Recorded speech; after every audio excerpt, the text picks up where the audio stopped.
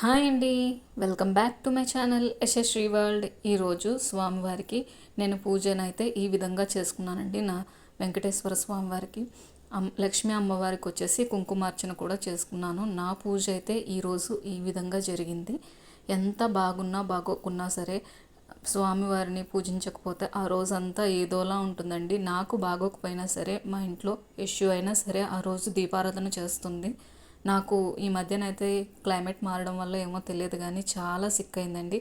వాయిస్లోనే తెలుస్తుంది మీకు.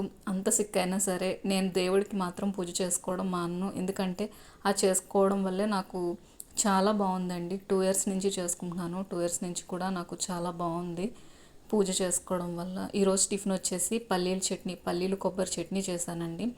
దోశ వచ్చేసి పిండిలన్నీ లాస్ట్కి వచ్చేసాయి. అందుకని చెప్పి దోశ పిండి ఇడ్లీ పిండి కూడా కలిపట్టు వేసానండి. మా చిన్నప్పుడు వేసేవారు ఈ అట్లు. పైన కొంచెం జీలకర్ర వేసి ఆయిల్ వేసి కాల్చానమాట. చాలా బాగుంటుంది, టేస్టీగా ఉంటుంది. ఈ రోజుకి ఏదో టిఫిన్ అయితే గట్టెక్కేసింది కానీ రేపటి గురించి ఆలోచిస్తానండి చాలా బర్డెన్ అనిపిస్తుంది. ఎందుకంటే నాకు పని చేసినంతసేపు ఏమనిపించదు కానీ చెయ్యాలి అని ఆలోచిస్తే అబ్బా దాన్ని బద్ధకం అంటారో లేకపోతే ఇంకేమంటారో నాకు తెలియదు కానీ చాలా భయమేసేస్తుంది పని చూసి. కానీ పని మాత్రం అయితే ఇట్టే అయిపోద్దండి. అదేంటో మరి నాలా ఎవరైనా ఉంటారా? ఉంటే కామెంట్ చేయండి.